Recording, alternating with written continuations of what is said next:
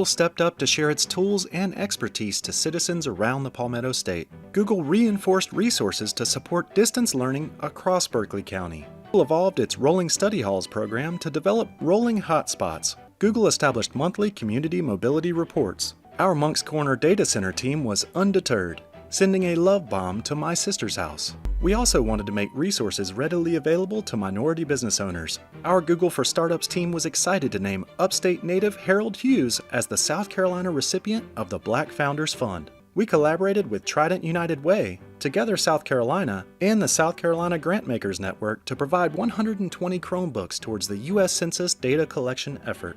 A small taste of normalcy in 2020, we were able to celebrate the 10th year of Storm the Citadel in early February.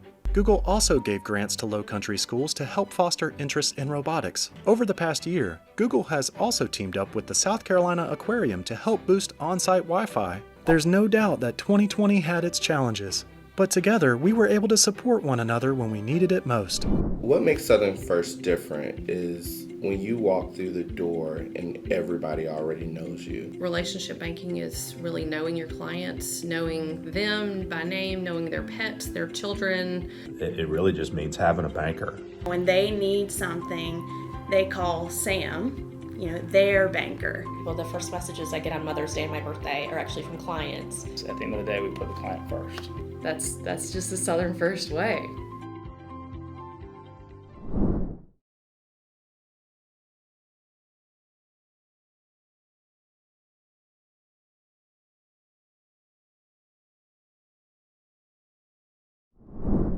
Why choose the Charleston County School District? We have a diverse population of nearly 50,000 students attending our neighborhood, IB, magnet, charter, and Montessori schools. Programs such as STEM, music, performing arts, military, and technical prep programs. Students that graduate college and career ready.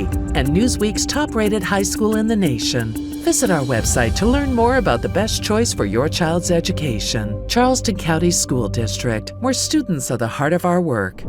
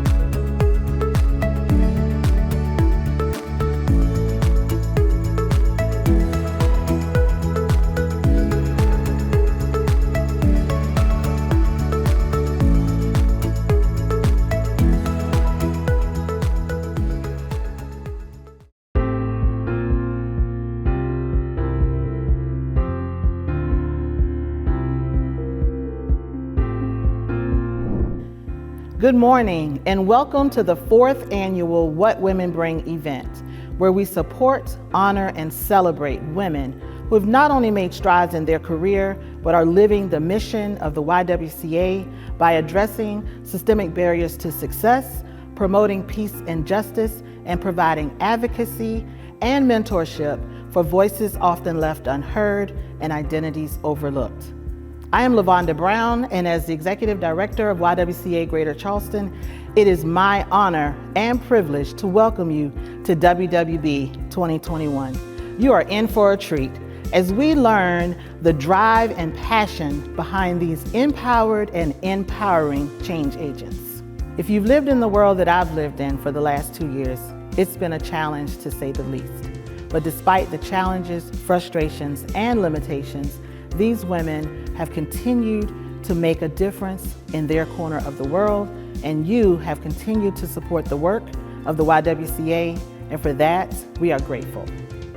Please take a note of our sponsors and support them as they support the work of the YWCA. With their help and yours, we are able to support and create generational wealth through our We360 entrepreneurship program for women of color, address the gender wage gap through our Y Girls Code, and empower young leaders and advocates through our She Strong Youth Empowerment Program. Through our racial equity and diversity initiatives, we are able to address systemic racism, diversity, and help organizations develop more equitable systems. And in partnership with YWCA USA, we annually promote anti-racist practices and policy during our Stand Against Racism and shed a light on gender-based violence during the Week Without Violence. I invite you to visit our website, ywcagc.org, to join us on a mission. There you can sign up for our newsletter to stay in the know of our work, projects, and initiatives. You can support our work with your time, treasure, or talents. And you can become a member. Our membership is where we start when we are looking for committee members for our events, new board members, and thought leadership for developing new programs and assessing existing programs. Membership is where you can make a difference.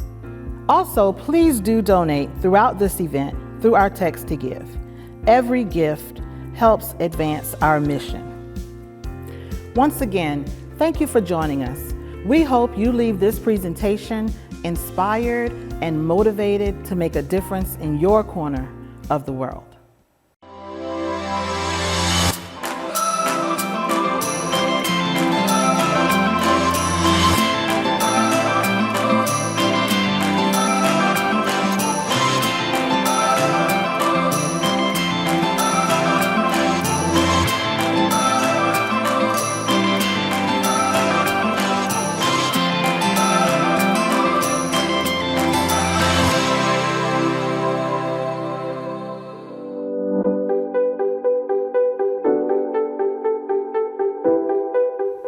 Hello, I'm Danielle Hardy, chairperson for the 2021 What Women Bring event.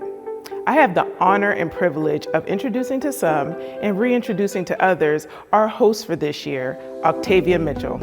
Octavia is known and beloved across the Lowcountry as an anchor on News 2 Today and News 2 Midday. She is a native of Ondas, South Carolina, and a graduate of Lincoln High School. And she also received a Bachelor of Arts in English and Broadcasting from the South Carolina State University. Octavia has been a member of the Count On 2 team since 2002, and she feels blessed to have a career that she loves in her hometown. She is well known throughout the Lowcountry for her comprehensive coverage of education. She's made a special commitment to covering positive news in local schools. In particular, her News Cool School of the Week program highlights the many positive and effective programs and community initiatives that are going on in all of our local schools. Octavia has earned the reputation for being a fair, complete, and balanced reporter.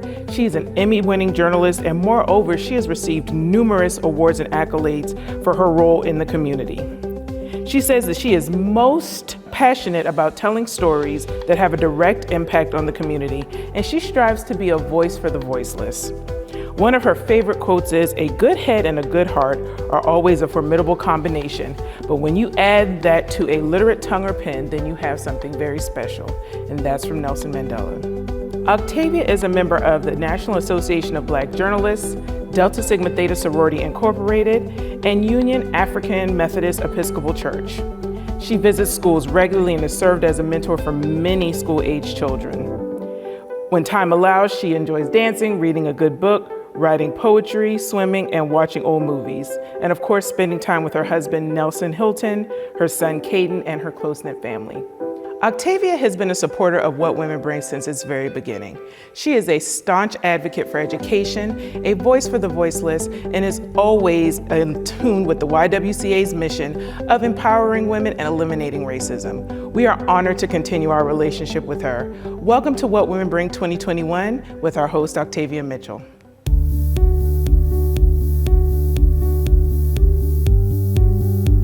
Now it's time for us to talk. We're going to have our discussion and you're going to find out what women bring. It is my honor to introduce you to our panelists. We're broken up our panels into two groups. Our first panelist will be moderated by Danielle Hardy. She is the chair for What Women Bring this year. Our first panelist, Audrey Lane, education. A proud native of Columbia, South Carolina, with a passion for community empowerment, Lane works to influence the landscape of Charleston's public education system. She leads E3, Educate, Empower, and Elevate, an organization she co-founded to create high-quality educational options for Black and Brown students, where the desires and needs of families are central. Prior to launching E3, she served as Chief of Access and Equity for the South Carolina Public Charter School District, the Executive Director of the Royal Foundation, and the Deputy for Human Capital Development for the Charleston County School District. She holds an MBA from DePaul University. Dr. Kimberly Butler Willis, Healthcare. As Director of Community Health for Roper St. Francis Healthcare in Charleston, Dr. Kimberly Butler Willis, PhD, CHES, CDP, works alongside a multidisciplinary team of 50-plus healthcare professionals in 5 departments to provide care to the Tri-County's most vulnerable and underserved. She is also the co-founder of the equity-centered Goodstock Consulting, LLC. At both, her focus is on promoting equity for those served, especially the marginalized and communities of color.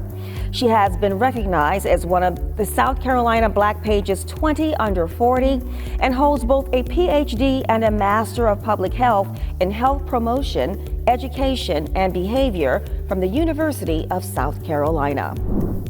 Fair Caggiano, Arts. An acclaimed painter, Brazil native, Caggiano is a piccolo spalato artist whose award-winning work has been exhibited and collected around the world. She is also the creator of Like a Girl, Dare to Dream, an exhibition of 40 portraits of inspirational women, including previous What Women Bring honorees, Kenya Dunn and Dr. Reshma Khan, designed to empower women and young girls to reach their full potential. She has practiced as an artist in London, Brazil, and Charleston. Her drive comes from her lifelong desire to protect the world. Her mission is to use art as a voice for the greater good. The Honorable Maisha Latrice Brown, Law. Elected as a judge in 2019, the Honorable Maisha L. Brown splits her time between the bench and the MLB law firm, which she founded 11 years ago. In addition to compassionately exercising her judicial duties, she represents clients in family law matters and serious criminal charges.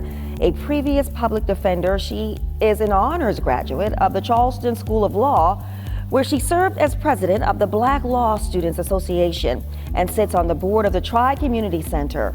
She credits her mentor, a female judge, for assisting her entry into law. Today, she herself mentors young women. She also enjoys fostering the arts and developing programs to keep communities safe. Dr. Marguerite Archie Hudson, Community. Dr. Archie Hudson could not join us for the panel, but will be here for questions and answers at the end. As a former president of Talladega College, Dr. Archie Hudson was the first African American woman to head a 4-year institution in the state of Alabama. She went on to serve as a member of the California State Legislature, where she signed 45 bills into law and created the California Science Center, nationally recognized as a premier science education center. She has also served as the Links Incorporated's Southern Area Legislative Issues Chair, where she was responsible for legislative policy leadership for 79 chapters in 7 states. Today, she serves as Associate Professor of Public Policy at the College of Charleston. She holds degrees from Talladega College, the University of California, and Harvard University.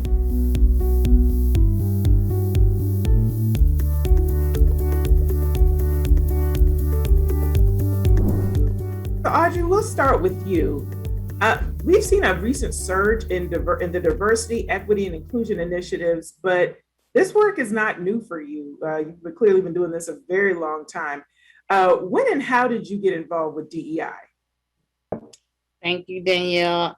I was fortunate that my entire career in school and college, I've been to predominantly Black institutions and or schools. And once I graduated from Florida A&M University, my first job was at Xerox. And at the time, Xerox was one of the forefront runners in DEI work, and this was the late 90s. But they had been in the work since the 60s under predominantly white leadership, who saw what was happening with civil rights in the 60s and knew that their entire, predominantly white workforce or sales force, if you remember, salespeople used to go out to businesses. So they had a white sales force and they knew that they needed to diversify. So I had the fortune to go into my professional career working for an organization in the 90s who put that as a number one priority, who on the cover of Black Enterprise in the 90s had 6 African-American women who were C-suite executives, vice president and higher. If you know anything about Xerox, you know the first Black female CEO was Ursula Burns. Ursula Burns was one of the Black women who came up through the ranks of Xerox, who I was able to meet with, and know before going into my job. And so each progression of my career, so BP, International Paper, I saw where diversity in different aspects was valued, went to international companies, and that was even more so.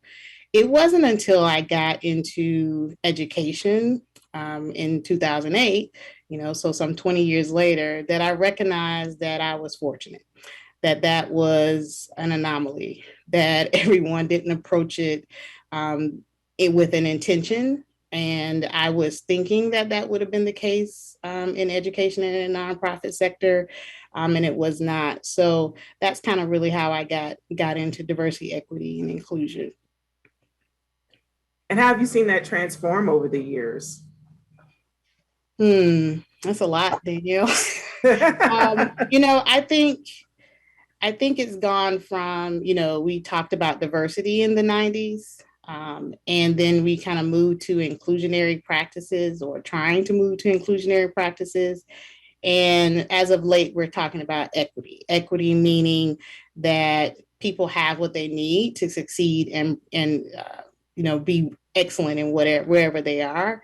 And for me in education, that means that every kid has and every student has what they need. And so that may look different for my children versus your children, and this community versus another community. And we have to distribute those resources equitably. And that's where the conversation really becomes, has a lot of tension in it. And that's where we are today, is how do we distribute these resources equitably and without it seeming that it's a scarcity mentality. And then at the same time, recognizing the history of what how people got what they have versus how others do not have. And so I think I really appreciate the wise stance in their position in the community as being a forerunner and a thought partner in helping people to understand the historical perspectives of DEI, that we just didn't get to this, that some people have and some people don't. It's been a methodical, systemic plan of action, if you will. And so now our strategies have to be around how do we undo that and how do we really do that across all of our systems. So it's not just education, it's health, it's in our housing. And so in my work is interesting because we try not, you don't want to be performative. And Exactly. We've seen some of that as of late in our city, in our state, where we just want to have a Black person. And it's not, I've been that Black person, right? And that's one, it doesn't help. Two, having one Black person in a room is not the solution. How do we really move that? We're intentional about the work. We're intentional about how we do the work, not just the people who are at the table. Having the real intention and not just, like you said, being performative or having it be on a surface level, but actually working towards that inclusion and that equity now that we've handled the diversity part, so to speak. So absolutely. Ladies, please feel free to jump in because I know that the topic, that DEI area really has touched at all of your respective fields. Dr. Willis, please feel free, because I know in healthcare, it has been a major component of gaining that equity in treatment and working on disparities and so on. Absolutely, Danielle. And Audrey said it so beautifully. I think in healthcare, unfortunately, we got to this equity conversation kind of late, right? We have known, and when I say we, I'm talking about people of color. We've known that our healthcare systems were not appropriate. They were incapable of really caring for our more marginalized and vulnerable communities. And I'm going to include our rural communities and our low-income communities as well, and our uninsured folks, because for so many years and centuries, our healthcare systems have failed us. And it's crazy that we've conditioned ourselves to just expect that. My grandma is 90 years old, and she would say things like, oh, well, if you go to the hospital, you'll die. And she just accepted that. And literally, she had not been to a primary care provider since she had my aunt, who's 55. So it is startling how, and she did not return back to traditional healthcare until she was diagnosed with cancer a few years ago. And it's so unfortunate that that's just one of many, many stories, and that's what prompted me to get into healthcare, because I wanted to make sure that I could craft or influence the healthcare that my family receives, that I would want to receive, and advocate for those rural, uninsured people of color who often don't get a seat at that table. And so every day I get the opportunity to walk through the doors of Roper St. Francis and say, did you consider, how does this look for the people who are walking through our doors? Though we are a business, our business does not thrive without consumers, and these are our consumers. So how are we conditioning ourselves to build practices and systems that are patient-centered? And I think that's truly, and outside of building the system that is patient-centered, how are we considering all the social determinants of health, much like Audrey just talked about? So housing, education, crime, poverty, the hospital and healthcare can play an instrumental part in all of those things. We cannot restrict our services, our charitable goods to just what's going on inside. We have to go into the community, and that's why I'm so fortunate to be able to work on a team solely focused on community health. Absolutely. Yeah. Absolutely. Now, can you speak to how then that worked through the lens of COVID? Because as we all know, with the onset of COVID-19, it have impacted every aspect of our life, but primarily and probably most importantly, healthcare. And the same issues you just spoke about, being patient-centered, making sure that there aren't disparity, or working to end those disparities that exist. all of these aspects really became magnified in the lens of this global pandemic. So can you speak to that a little bit? Yeah, Danielle, I'm thinking about my niece who calls the pandemic a paragraph, and she's like, "We're still stuck in this long paragraph." And I was like, "Yes, we are, girl." Yes, we are. And our healthcare systems are certainly feeling the brunt of that, the stress and stretch of it all. But honestly, Danielle, I'm kind of over the fact that COVID is stressful, because it's stressful for everyone. What we have seen, and what I am calling a COVID blessing, is that now hospitals have to be accountable. COVID has really shown a light on what we can do better, how we can better serve those that are most vulnerable. And so I want to make sure that we remain accountable to that. You guys talked about being performative, and a lot of healthcare systems have been.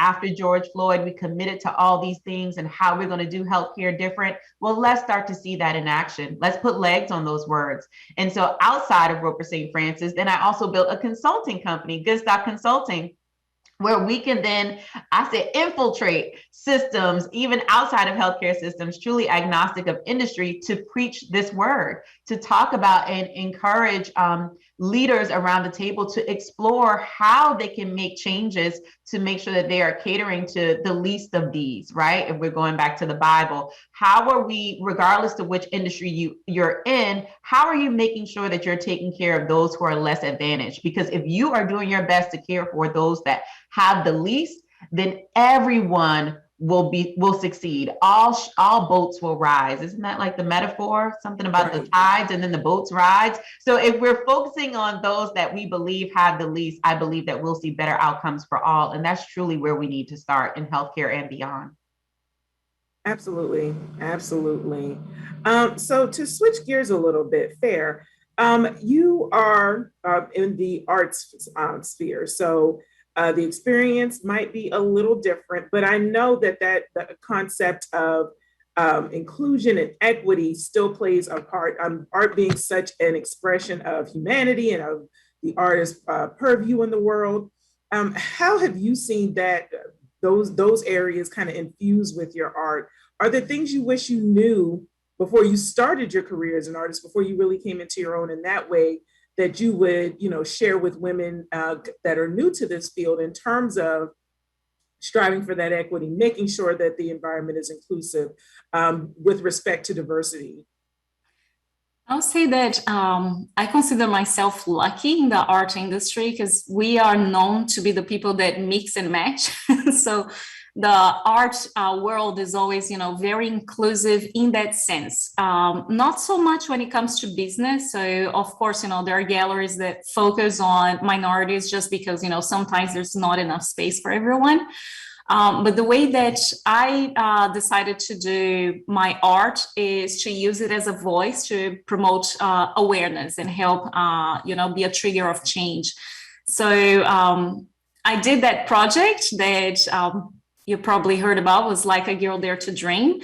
And with that, my goal was to bring awareness of amazing women that are doing fantastic things, because we're trying to inspire a new generation coming. So we want to show them that it's possible. And I think art has that beauty in it, like we can be an inspiration. So that's how I try to focus my work. And yes, I'm not sure. Like, I feel like, I'm not a PhD, an artist. I never know kind of like how to approach big subjects. It's more like I can do that by putting an image and having people think about it. Right, but the presentation of that art to the world, it prompts that conversation, prompts that thought process. And, art has just as much place in our society as any other element, because without it, what is prompting us to think, what is, inspiring that higher level thought. So absolutely, there is certainly a place for that. So Judge Brown, let's talk a little bit about your experiences in these areas. So as you may know, at the YWCA, we work really hard, and it's our mission to address gender equality. The mission, quite frankly, states empowering women, eliminating racism, or eliminating racism, empowering women. So how has your gender played a role in your career path? I will say that my interest in the law started when I was 9 years of age. I didn't have any lawyers or doctors or judges in my family. So, of course, I had to seek out others that were in that particular field. I was very fortunate at 9 to have a best friend whose mother happens to be a lawyer and a judge. And when I met her, I knew that I wanted to be very similar to her. She cared about people, she was generous, and she always wanted to help people. And I knew that I wanted to be of service to others. And after meeting her, I became very fascinated with her journey. And I kind of latched on to her. She became my mentor. And now it's more than half of my life. And she continues to be my mentor. I will say, just talking about the issue of diversity or inclusion, I will say that as a very young lawyer, my very first job was in the public defender's office. And that allowed me to get a clear view of how inequities can exist in our system. Many people that were in the public defender system were minorities. Of course, there's an economic disadvantage because they can't go out there and afford an attorney. So now you have to succumb to someone like me, who was a very young lawyer, never practiced a day in my life, and I was now defending you on very serious charges. So I saw it very early on in my practice how economics and sometimes where you live and sometimes your environment can play a huge role in some of the opportunities you can find. More importantly, and especially in the legal field. But when it comes to gender, I will say that the reason I sit here today is because it was a woman that took me under her wings, and she gave me guidance, she gave me support, and more importantly, she gave me confidence that I was able to do just about whatever I wanted to do. And she continues to do that to this day. Wonderful. And that's actually a great segue into the topic we want to present for everybody. And please, we want all of you to jump in. Talk to us a little bit about the role models, the mentors, those people who have made that critical change, either in your professional life or in the areas of your personal life that then led to those changes in your professional life. How did they influence you? So often, we talk about mentorship, we talk about the need for that. It's usually a conversation reserved for younger people, for children. We talk about the need for mentors for kids, for being role models for younger people, but that's a definite necessity in our adult lives and in our professional lives, really, especially for women. So by all means, please share who those mentors, who those role models have been, and how they influenced you. I'll jump in, Danielle, because I want to shout out to our teachers. I have always had great relationships with my teachers. Some would say I was a teacher's pet, but I don't think it was that strong. I think I was just a good student.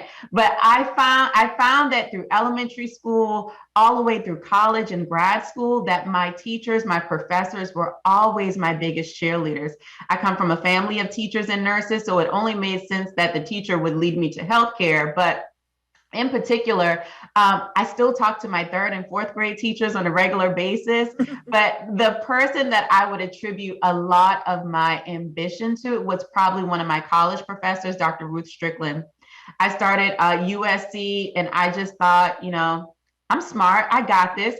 And she literally ripped up my first paper I ever read in front of the entire class.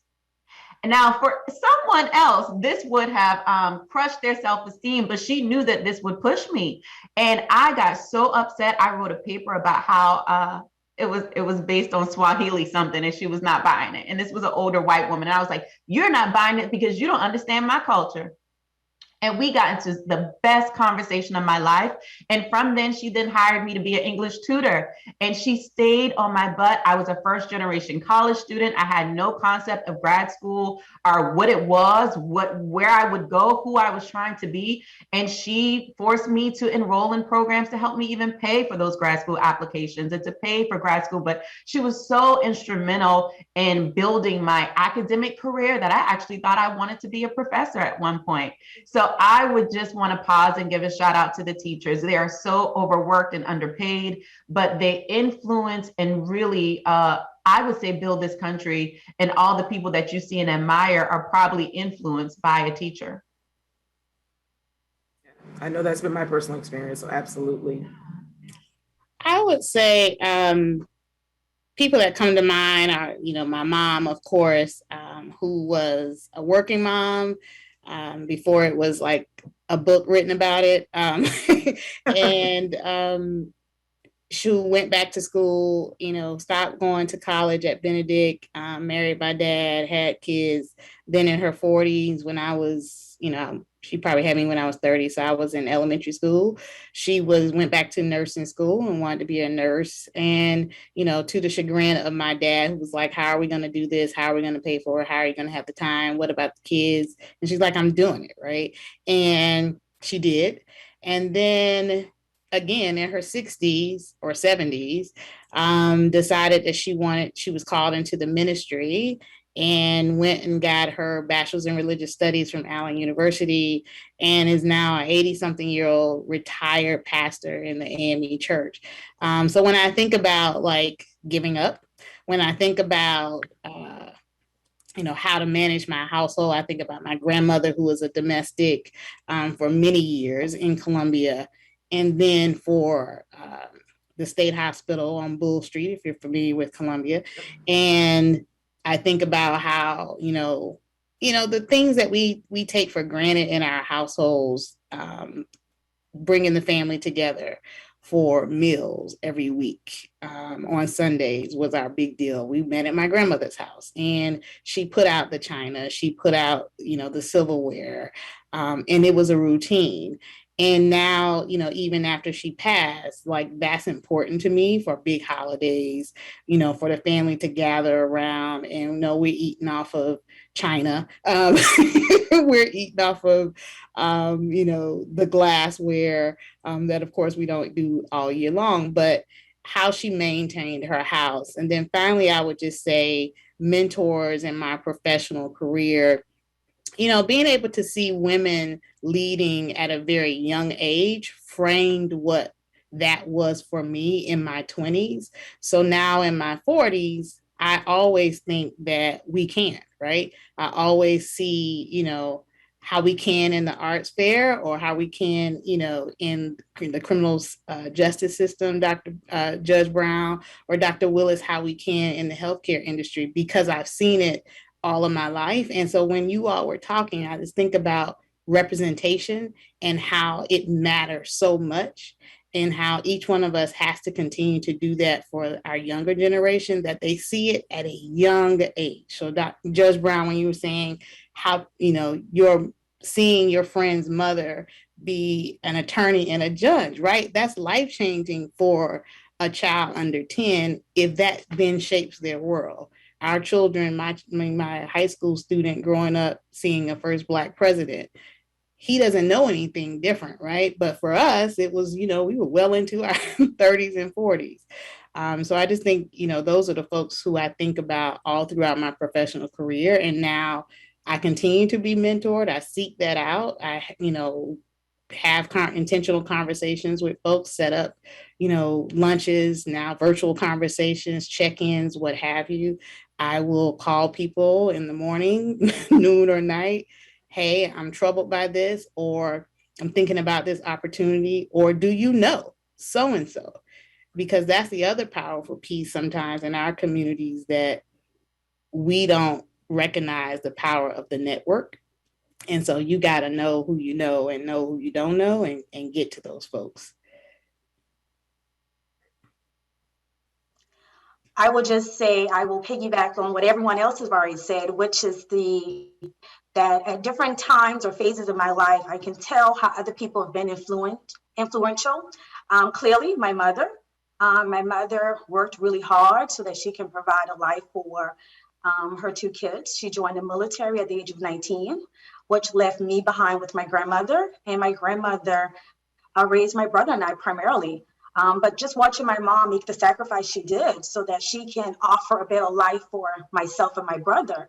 and my grandmother, who would work so hard to take on that parental role and give us guidance. You know, I think I get a lot of my character, that grit, from her when she would go out there and make sure that she was the parent in our lives, because my mother wasn't present. And then, of course, as Audrey just said, if it wasn't for me meeting a lady by the name of Judge Veronica Small at 9, I couldn't tell you where I would be seated today. I do know that it's important for us to see that, see people visible in our lives that have done successful things, that can also bring you along, or at least encourage you along the way. And I think it's important that we continue to be mentors today. I mean, I have young people that come in my courtroom a lot. And when they come in my courtroom and they want to talk with me, I talk with them. When they want to know how I got here, I share with them. I didn't make all the right choices. I didn't make all the best decisions. And somehow things continue to align themselves for me. I have people that come in my office right now that want to just shadow me. And they get to see me not be a judge, but be judged when I'm a lawyer. So I think it's important that we continue to help people, because, again, someone helped us where we are. At least that's my story. That's what I want to share. Paying it forward. Absolutely. Yes, absolutely. Yeah, well, I will, piggybacking on the whole, family thing, that's absolutely a huge deal. And I think it goes for everyone, really, like our first inspiring people are from our family. We have direct relationship with them. So yes, I come from a family of women that do stuff, they always have been very ahead of their time. But professionally, I think I've been putting so much effort on showing female role models, mostly because I didn't have any. My mentor was a white male, and the way that he managed to teach me was to put me through a lot of pain, because he would make me cry on a daily basis at school. And I remember one day I looked at him and I was like, why do you make me cry? And he pulled his glasses and he had a tear in his eyes and he said, I have to toughen you up. You won't be able to take the world out there. So I hope that the younger generation can have actually a role model for inspiring, and not so much like because we don't have so much opportunity that it's harder for us. So, but he was great, and I've been on art for 20 years. He recently passed, and halfway through that time, I was back in Brazil. I started my career in New York, and I had given up. So I was on a call with him, and he's like really, really old. He kind of like looked like Santa Claus, like with the long white hair and beard. It was quite a character. And then he just looked at me and said, like, you can't give up. He said, like, you were my best student, and you can't do that. So I pulled myself back together, and there I was back in art. So he was very tough on me. And I know that a lot of people have to go through, like Miss Kimberly, like with, the teacher that tells you, tears you apart. So sometimes we need that to show us the right way. But I honestly hope that we can do better by showing role models. So, yeah. Sometimes you have to emulate what you didn't have. Yes. Right. And can I add one more thing too to that, Danielle? So the West African principle of Sankofa, right? I think we are all extraordinary women, but one thing I was very intentional about is moving back to my community. So LaVonda knows I'm talking about Hollywood all the time. Hollywood, South Carolina, small rural town right outside of Charleston. But even when my husband and I decided that we wanted to move from Columbia, it was important that I move back to my community because I needed the people around me to see, I needed the young people around me to see that you can live in Hollywood and be successful. You can contribute back to this community. You need to see me at Piggly Wiggly. You need to see me at the football games. You need to see me on my grandma's front porch just talking trash. You need to see me in community, in this community, because it's so rich. We have so many great things here. It's such a close-knit, beautiful community. And if we do not treasure it, we will lose it. And so I think with all the great things that we do, just like when we talk about in healthcare, going to the people, we as successful people need to make sure that we're going back to communities, because some of the children, like Audrey mentioned, you don't even know who you don't know and who you're supposed to know. So maybe it's our responsibility to make sure that they see us by taking us to them, because proximity really does matter. That we say that you can't be what you don't see, but then also you can't be with what you don't see that's not close to you either. So you also have to be able to relate to and have that relationship, and by close, I don't necessarily mean, physically, but perhaps just a community member, somebody that is, you could actually touch, somebody that is present and can show you where you're trying to go, right, for lack of a better way of putting it. So that's absolutely true.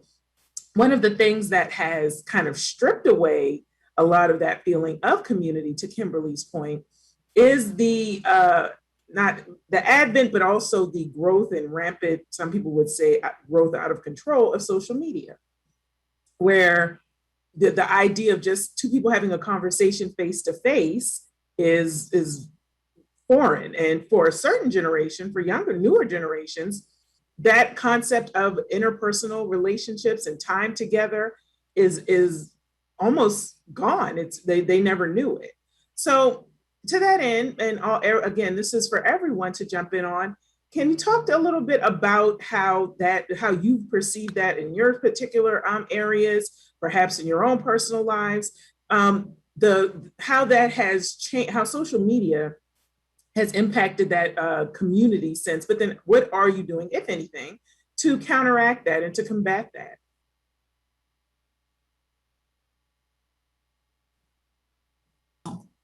I can go with that, because I'm a social media person, which is very hard. I will say we need the social media for getting the message out there. So I think there is that benefit and that good side of it.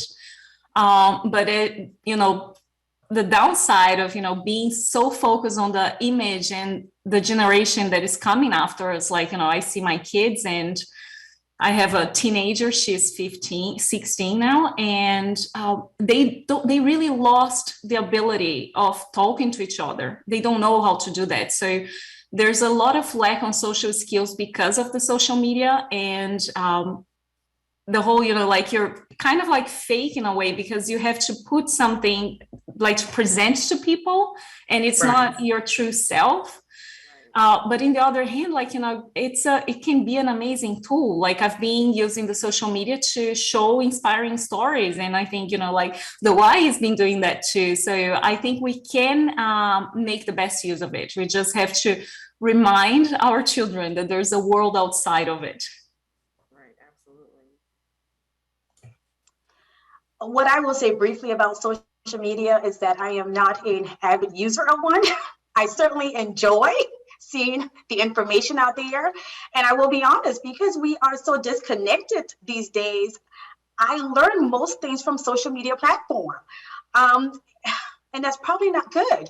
But I will say, certainly as far as getting information out, finding out what's out there, you certainly can benefit from that aspect of social media. My concern is about some of the misinformation that exists. My concern is some of the harmful effects it have on young people that believe what they see, because everything that we see on social media is not genuine, it's not true.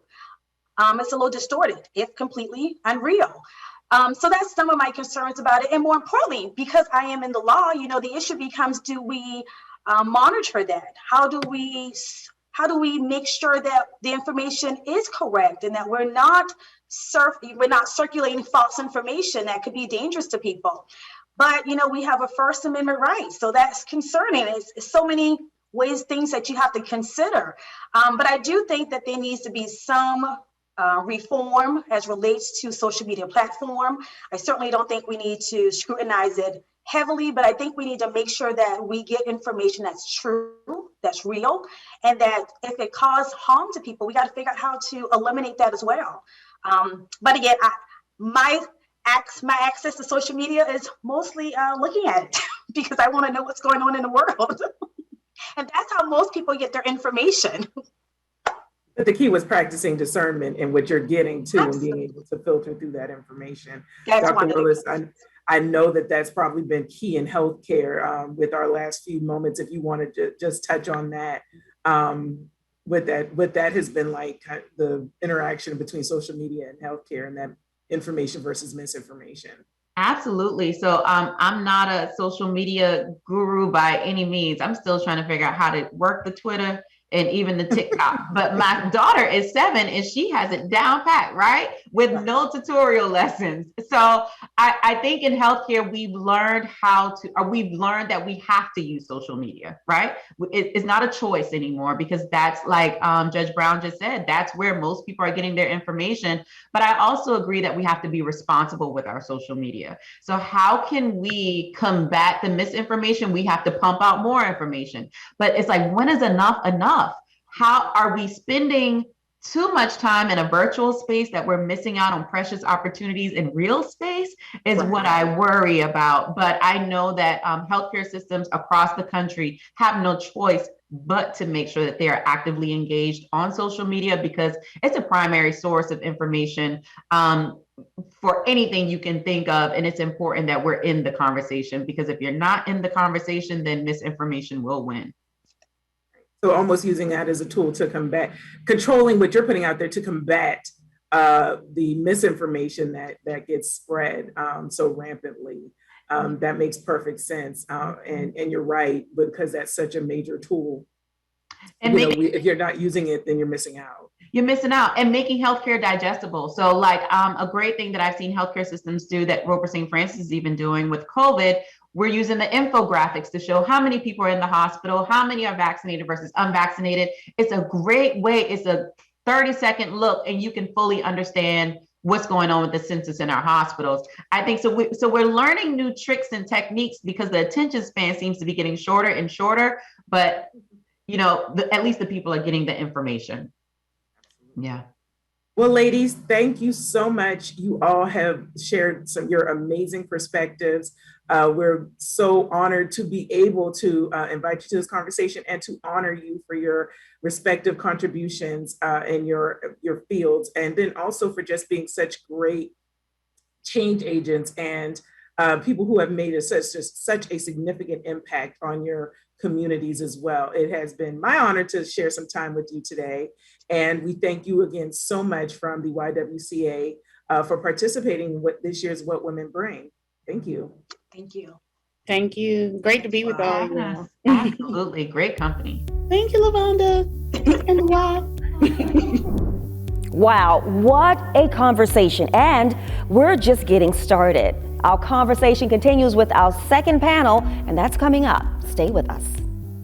What makes Southern First different is when you walk through the door and everybody already knows you. Relationship banking is really knowing your clients, knowing them by name, knowing their pets, their children.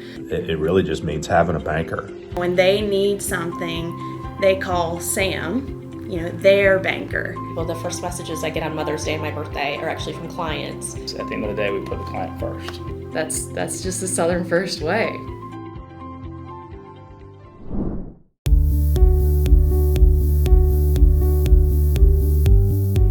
And right now, our conversation continues. You've heard the wonderful conversation from our first group of amazing women, and now we're going to hear from our second panel, and that's going to be moderated by the Executive Director of the YWCA, Lavonda Brown. Adia Dunn, rising star, a fierce advocate for human and women's rights. Adia Dunn is a young woman to watch. She has held multiple leadership roles in her school and the community, including serving as student body president at Hanahan High School and on the Hanahan Youth Advisory Council. She is currently pursuing her bachelor's degree in political science at Howard University, where she intends to also earn her Juris Doctorate with an interest in human rights. Her goal is to obtain a position of influence where she can affect policy change, but she isn't waiting until she's done to make a difference. She often uses her social media platforms to raise awareness of racial and social injustice, gain signatures for petitions, and attend protests, changing the way her peers see issues of racial equity and women's rights. Erica Platter Community.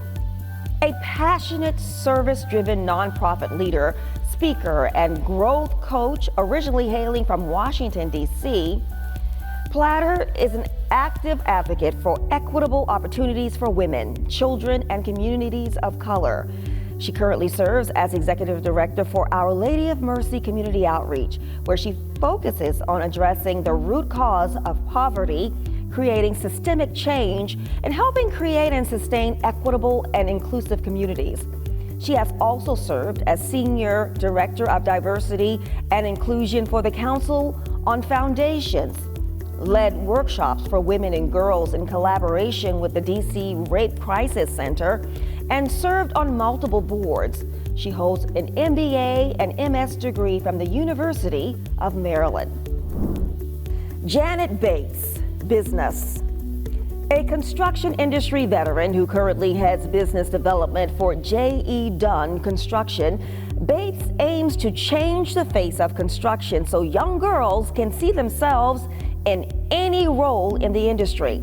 She is the past president and a founding member of the Palmetto chapter of the National Association of Women in Construction, NAWIC, and has served as both NAWIC South Atlantic Regional Membership Chair and National Chapter Development Co-Chair.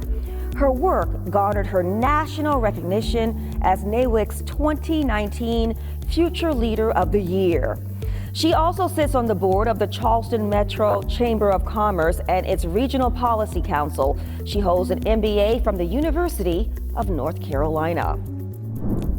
Rhonda Marie O'Banion, media. In her leadership role as manager of media relations at Dominion Energy, O'Banion not only leads a team of communications professionals, she also sits on the organization's Community Investment Board, Diversity and Inclusion Council, and Social Justice Review Committee. She is also a member of its African American Resource Group. She holds a master's degree in mass communication from the University of South Carolina, has taught communications courses as an adjunct instructor, is a past president of the SC chapter of the International Association of Business Communicators, and has received industry recognitions for excellence. She is also a Leadership Energy Carolinas graduate and a member of the American Association of Blacks in Energy. Shawana Gathers, entrepreneurship. Born to a long line of preachers and motivational speakers, Gathers founded the WE Group, a women's empowerment group, in 2017. That's known for its empowerment assemblies where women come together to engage in healing conversations in an intimate and safe environment. Her organization avidly promotes women entrepreneurs and seeks to deliver emotional and spiritual healing to women while promoting their dreams, visions, and goals. She holds a bachelor's degree in religion and philosophy from Benedict College. She holds the philosophy that our experiences don't only belong to us, but are to help others. Ladies and gentlemen, my honor to have introduced our panelists.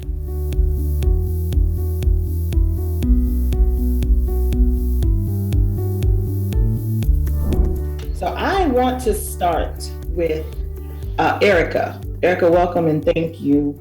In reading your bio, I see that you are a growth and confidence coach. I don't know that I've ever heard of I've heard of growth coaches, not so much confidence coaches. So how do you use that particular platform and how do you find the time, first of all, because you are extraordinarily busy, but how do you use that platform to empower women and particularly women of color? As you know, that is a major component of the YWCA's mission. So how does your work as a growth and confidence coach come into play with that?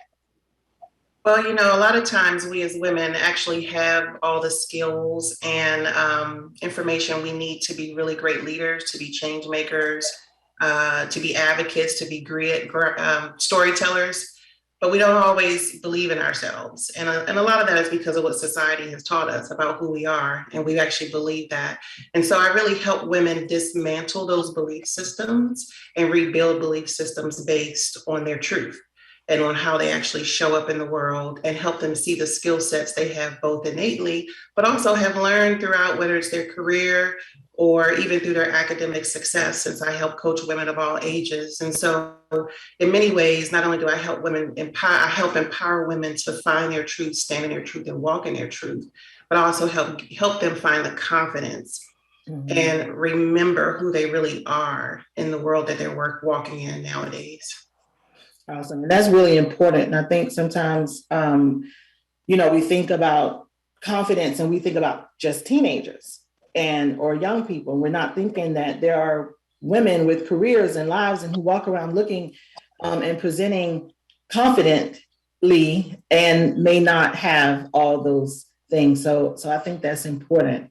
And I'm sorry, go ahead. Imposter syndrome is very real for us. It is. And I think the first time I heard that term, I identified with it immediately. And I was glad someone gave it a name. So thank you for the work that you do helping women, particularly women of color, gain and use what they have. I want to ask our young rising star, Adia, tell me a little bit about how you use your platform. You are a student, and I want people to understand that though you are a student, you are still a powerhouse. So how do you use your platform to empower women? So prior to being at Howard University, I used my social media platforms to connect with people from just all over Charleston to figure out a way to help my peers understand the importance of women's rights. You can obviously use social media to share information, which is what I have been doing for years, but connecting with people like the Black Lives Matter movement, Marcus McDonald, he runs the Charleston Black Lives Matter movement. I've connected with him and his peers, and just understanding the importance of making those connections and networking and growing. And now being on campus at Howard University, I've been trying to join different groups of people and women who understand the importance of fighting for equality and women's rights. Awesome.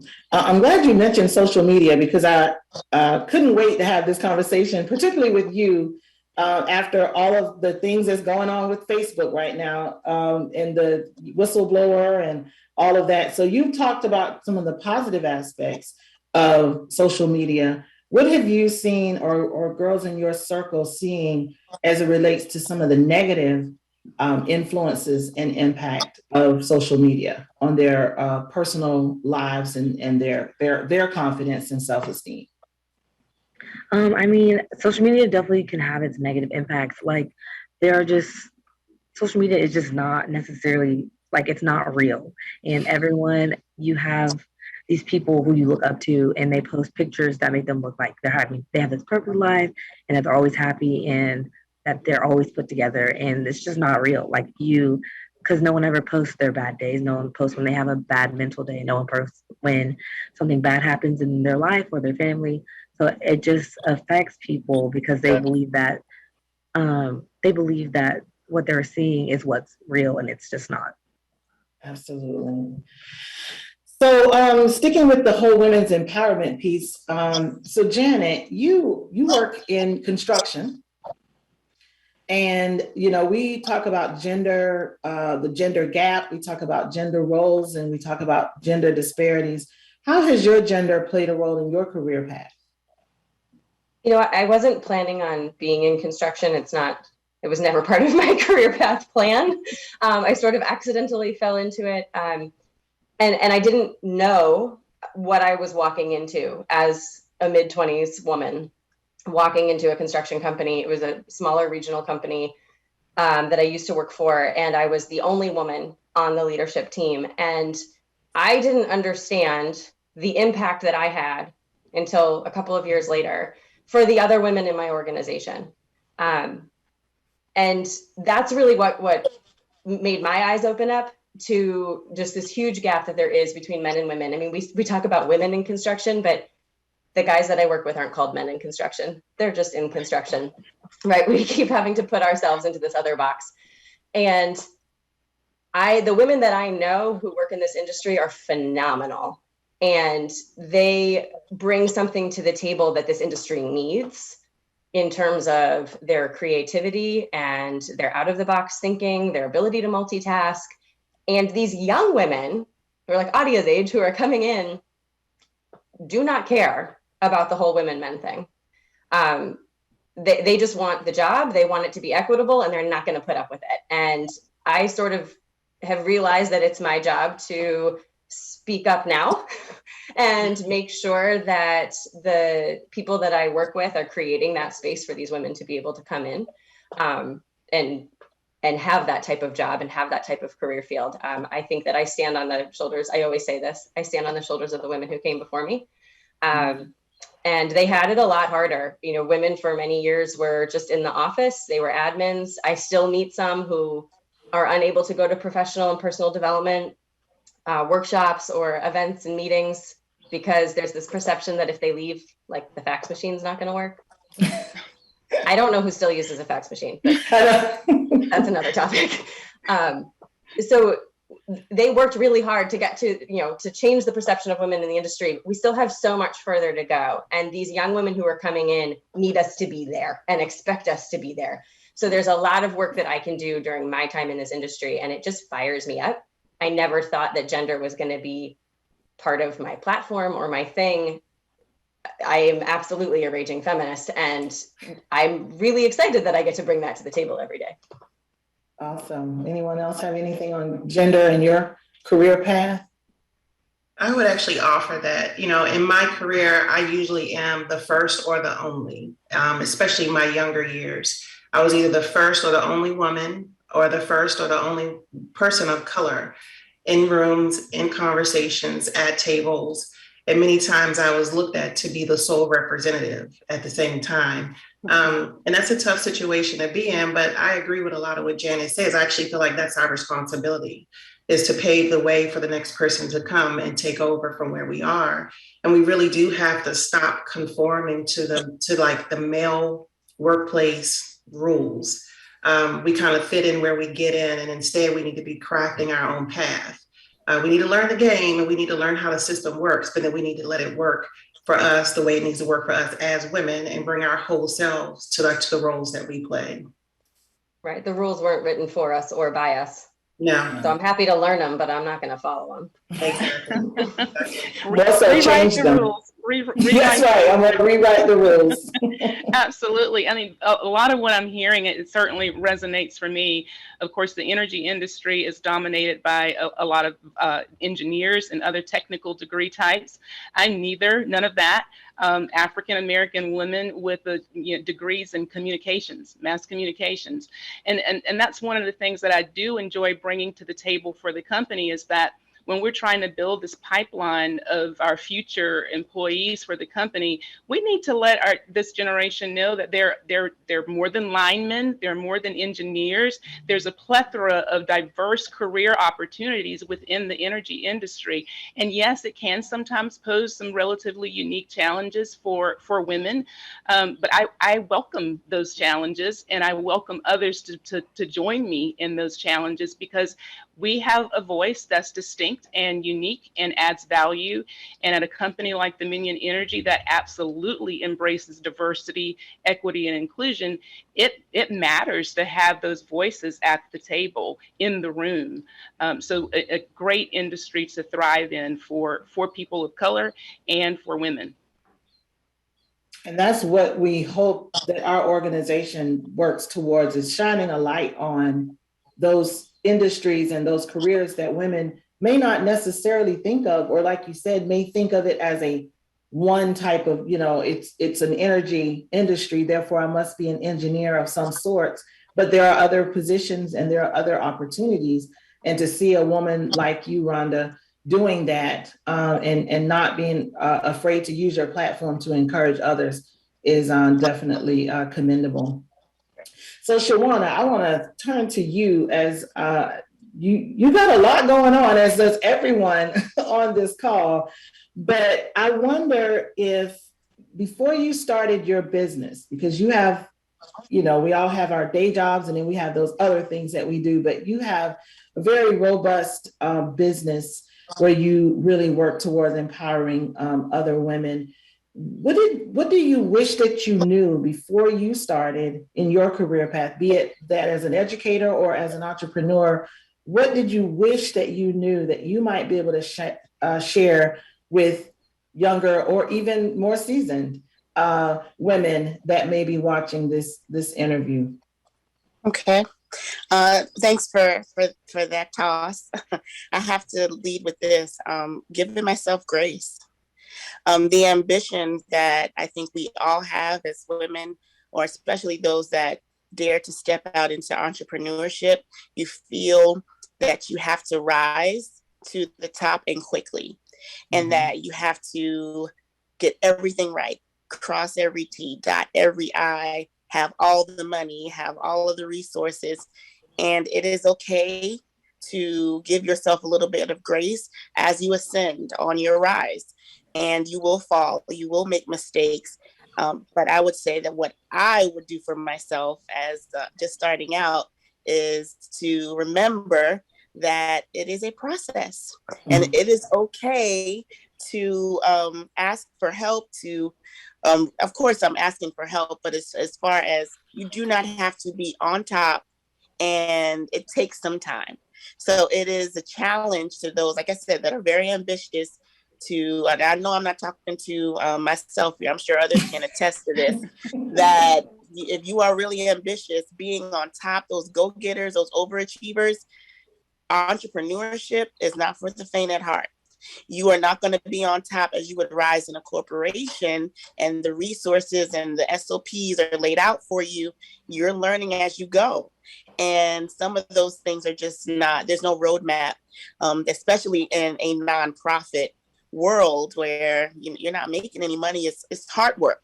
So for me, it's all about making sure that I stay focused and give myself grace as I do begin to ascend. And it's not about the glory, it's about the work of the people being done. Indeed. Anyone else want to weigh in on that? Because that giving yourself grace is something that I recently learned and allowed and gave myself permission. As women, we do it all, and we do it in heels, and we make it look good. But that's not going to sustain. That's not sustainable. So giving ourselves that grace and permission, I think, is important. What do you have? I would actually build on to what Joanna just said, because the second part for me is networking. And I'm not talking about just networking for your job and making sure you have connections, because that is very important, but it's also about building your sounding board, like building your cabinet. Who are the people that are going to support you? Who are the people that are going to root you on? Who are the people that are actually say, Erica, I don't know about this one. You might have been wrong in that situation, or you may not want to do that. You also need that sounding board to help keep you grounded and to support you, and also to push you along at the same time. Like, we need a safe space to go to.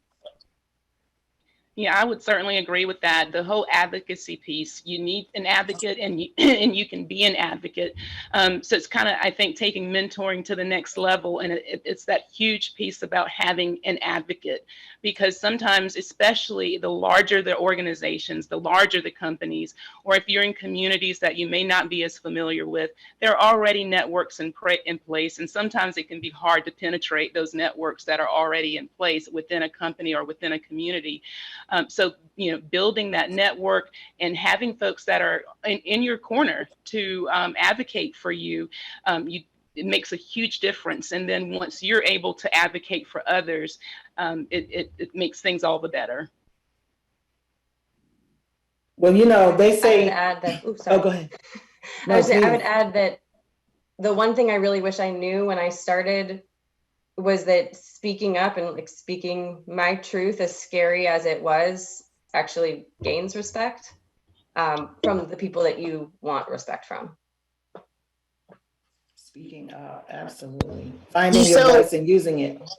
So Janet, you said that earlier, and I wanted to mention something then, but it flowed. You talked about using your voice and finding your voice, and I think that's huge.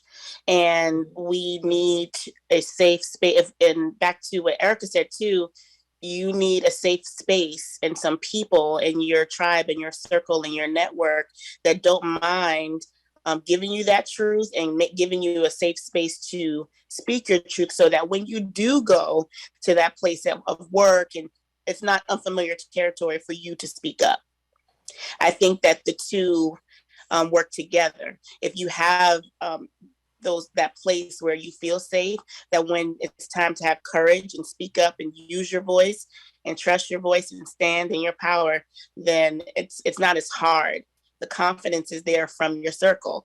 And then when you go to do that, it just feels a little bit easier. But I commend you for doing that. We all have to do that, and it's not easy. Thank you. Yeah, no, it's not. It's terrifying. It gets easier. You know, I still have that voice here who's like, how could you just say that? That was so dumb. And then it's just like, shut up. It's like, I'm going to speak up. And a lot of times it's for something as simple as, because my voice deserves to be heard. And, you know, I was in a meeting once and there was meeting minutes that came out and the statement I made was not credited to me. And it was like, well, hang on a second. I know it might seem stupid to you, but my name gets to be next to that, because in 100 years, if someone pulls these meeting minutes, let it be known that a woman spoke up. I get to have that. That's my right. I said those words. It sounds, Janet, like you've experienced that interesting situation where you've contributed something of substance in a meeting, and it wasn't necessarily acknowledged in the moment, and then minutes later into the meeting, or perhaps the next meeting, the next week, a man has that same original idea, and it's acknowledged, and his name has been attached to it. And it's like, wait a minute, I said that last week.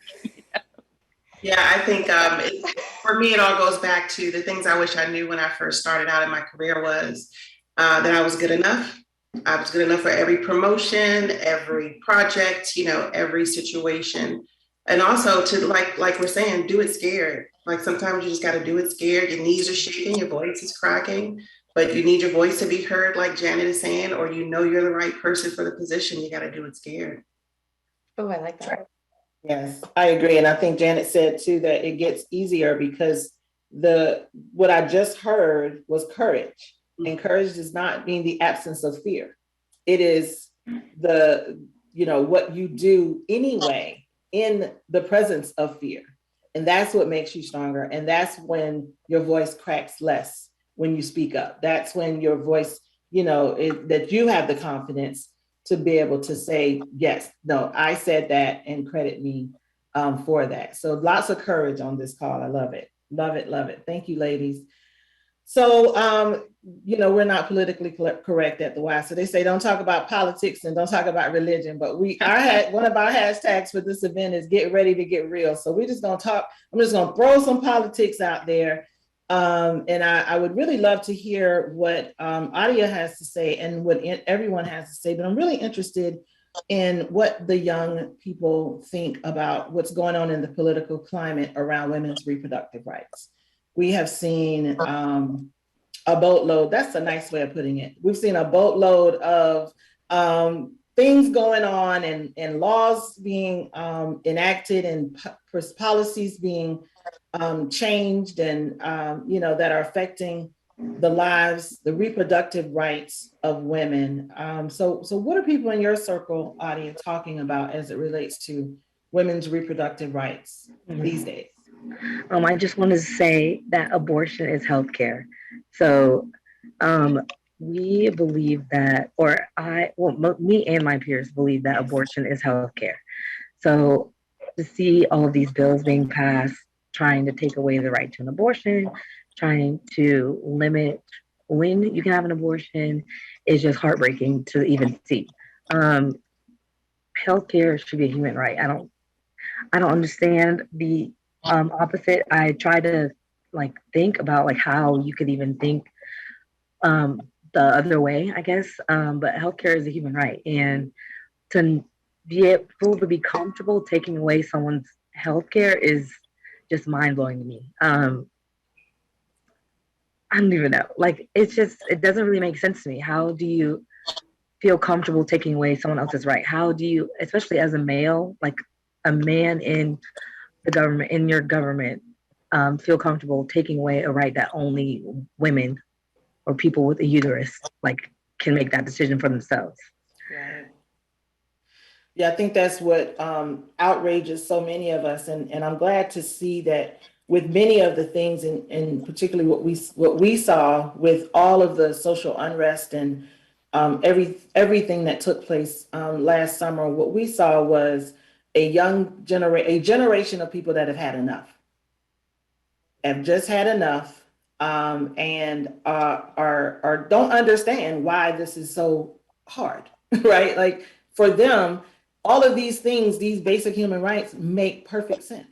So let's just get on the right side of right and make it happen. So who else has a thought? I know, Erica, you were nodding, and I know that you run into a lot of healthcare issues in your work. So yeah, this is the Audia Duns of the world. It's what makes me excited about what's coming next, because the youth have this fire in them that I feel like we haven't seen in a few generations, to be honest.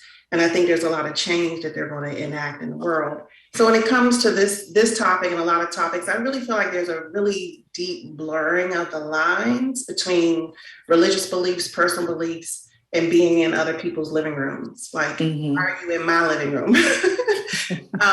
And I think a lot of that is fear manifested. We're seeing people who are afraid of what's evidently becoming, they're going to lose power, they're going to lose privilege, they're going to lose control as demographics are continuing to shift across the United States, and therefore power is shifting. And the youth are coming with a new lens, a new voice. I think all of this is us seeing fear manifested. So people are doing whatever they can to hold on to the old regimes, the old ways, the old belief systems. And I think it shows that we as women, we have to keep fighting. We have to keep pushing, because we're still seen as less than in some ways. And by some people, we're still seen as like chattel. I mean, when was the last time we used that word, chattel? Right. But that's what we're still seen as, property. Some other people can make decisions for us because we're not able to make them for ourselves. And we as women, I think, are really coming into our collective power. And that's scary for some people, because we really can run the world. Yes, that false hierarchy that we operate in, that creates all of these disparities and this fear of losing power when there is enough for everyone. There literally is enough. It is about the distribution of these assets and resources. So yeah, that false hierarchy is something that has to be dismantled, regardless of whether we're talking racial, gender. It's all a false hierarchy. Every system, yeah. It just sort of blows my mind that politicians and people who are on the pro-life, which is not pro-life, it's pro-birth side, forget that there's a living person behind that decision, and that this one feels personal for me. At my 20-week anatomy scan with my daughter, which is way past that 6-week Texas mark, we were told she had a possibility of not making it to term, and if she did, a very low chance of survival. Thankfully, through a lot of amazing technology and tests and all of that, we were able to determine that she was going to be fine, and she is. She is a pain, beautiful, lovely 6-year-old who, with all of my attitude, and I love it every day. But at 20 weeks, if there was something life-threatening, either to me or to her, I get to make that choice with my husband. And I had the financial resources and the support of my parents and my work and my husband and my family to be able to carry that child to term and make the decisions that I needed to make based on their healthcare afterwards. I am privileged and blessed enough to have that. Not a lot of people do. And that's part of that decision, is if there is a life-threatening, this child's only going to live for maybe 3 years, maybe 3 months, we didn't know. And what kind of life would it be? How dare you tell me what my decision is going to be? They forget there's a living person there. Yeah, absolutely.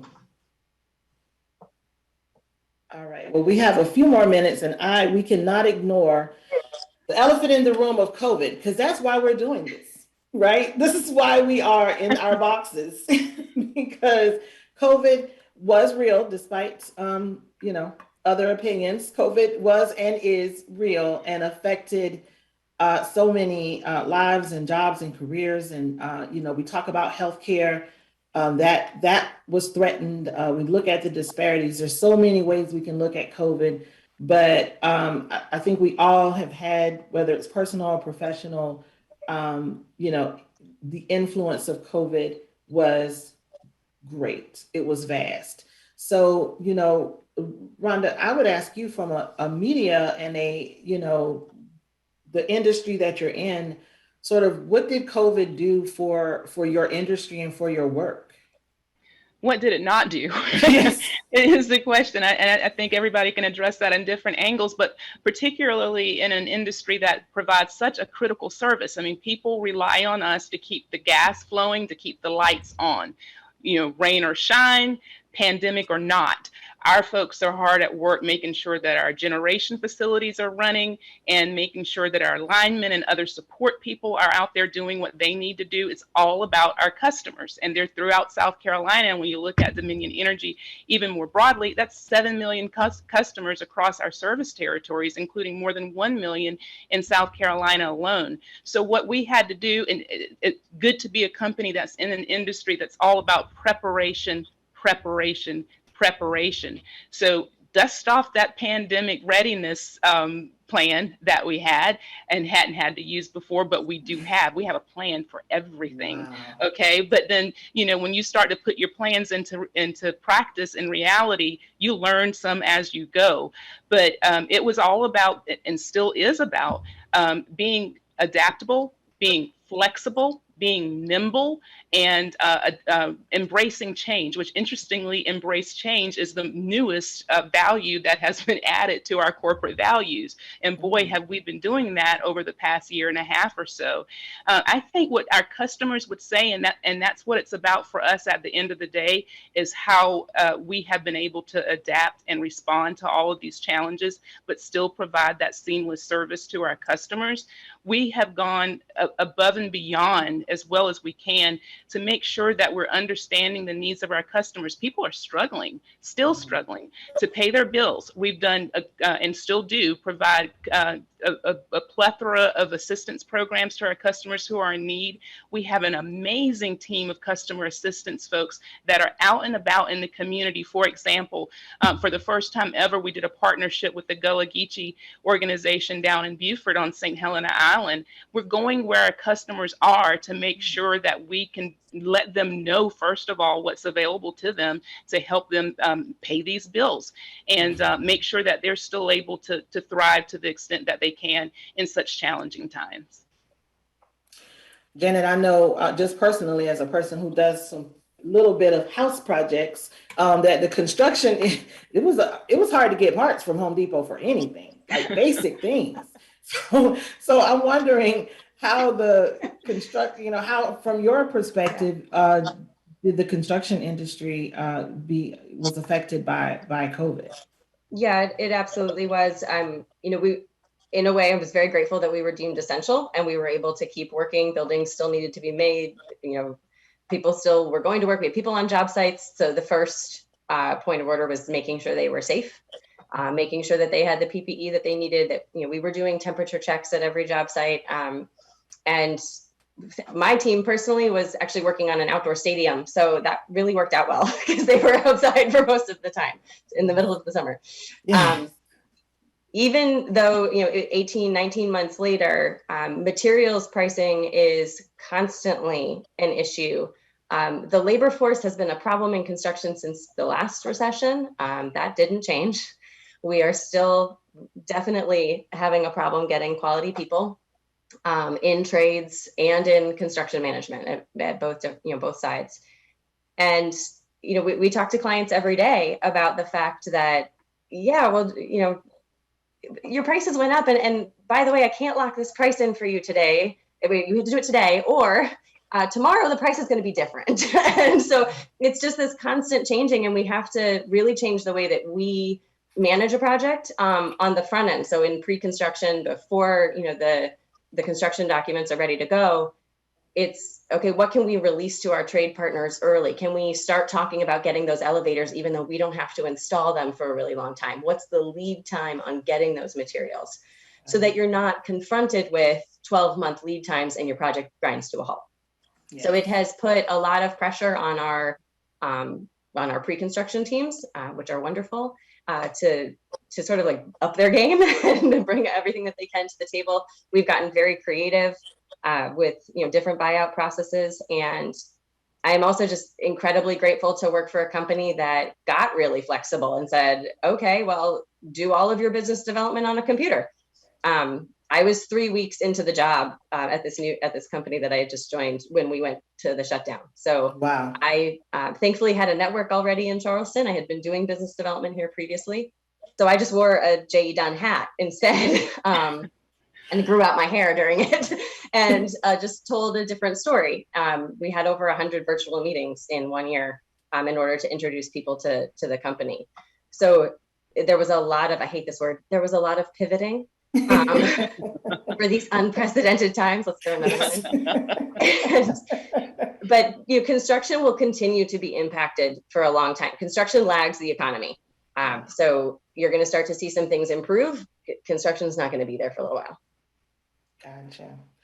Well, ladies, it is hard to believe that we are coming to an end of this very robust and just very detailed and very personal. I appreciate you for being open to sharing your stories and your path and your journey. And we look forward to hearing more from you as we produce our newsletters that will go out to our attendees. But I just want to, on the behalf of the YWCA, let you know how honored we are to be able to highlight you and your work, your professional and your personal contributions to your community.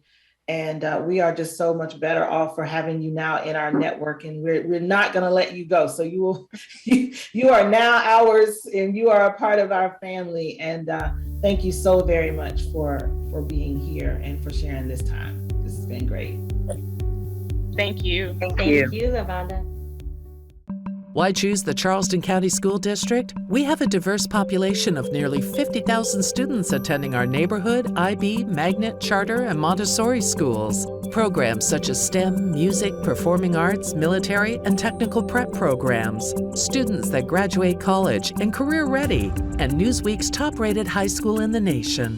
Visit our website to learn more about the best choice for your child's education. Charleston County School District, where students are the heart of our work.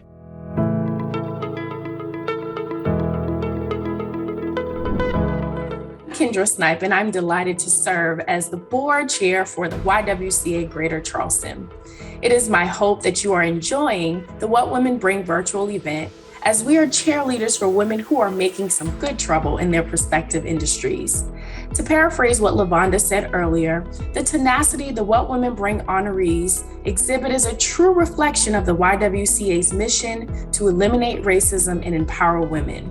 Honorees continue doing tremendous work and blazing the trail for all of us to be inspired.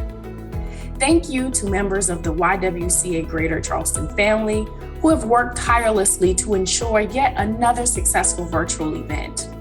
To our sponsors and community advocates, thank you for believing in our mission and encouraging others to get involved in the tremendous work of the YWCA. And lastly, to all of you, thank you for making the shift with us to a virtual platform as we continue to navigate this new normal. It has indeed been a journey, but guess what? We still haven't missed a beat. If you want to learn more about YWCA Greater Charleston and how you can get involved, I encourage you to click on the link in the chat to our annual report, and also visit our website, ywcagc.org, to identify how you can help support our mission. Again, thank you for joining us, and we look forward to seeing you at our next event.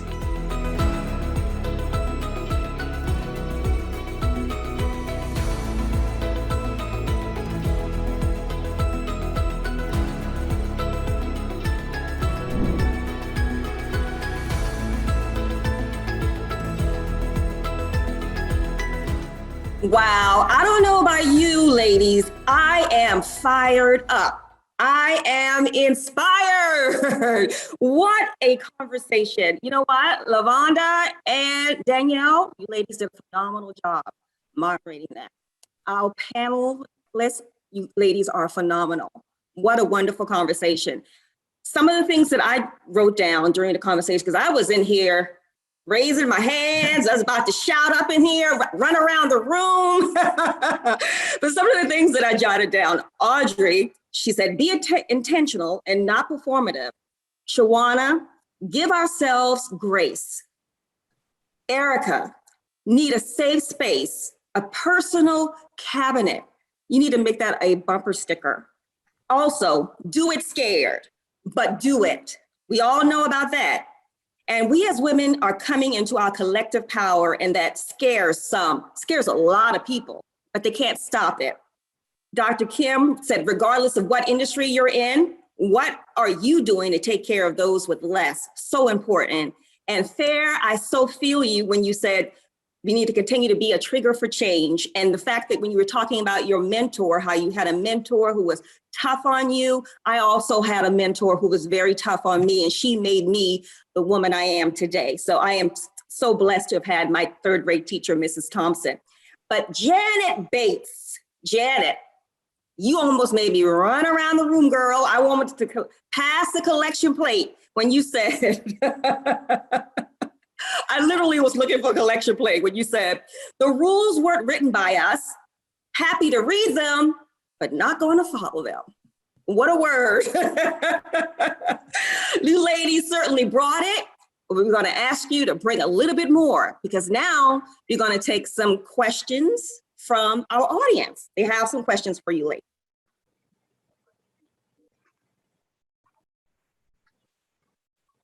And we're going to get started with that right. Jump in and all of you can answer.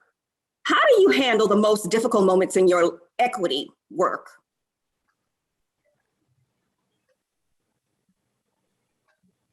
I'll jump in on that. I really started my own personal work that is very, very necessary for people who look like me to do on a day-to-day basis in earnest last year. And I'm embarrassed that that is what it took for me to realize that I had a lot of work to do. The most difficult moments in equity work, I work through them with my sounding board, with that cabinet of people. I've worked to ensure that I have a wide variety of diversity, both of race, gender, sexual orientation, religion, political views, on the people that I trust to go and speak to, and have asked them all to check me and to call me out when I'm wrong, when I need more education in an area. And that is a mutual relationship and a mutual agreement that we have with each other. So there's no asking someone to educate me without it being a mutual agreement. Right, right. You need to be checked though.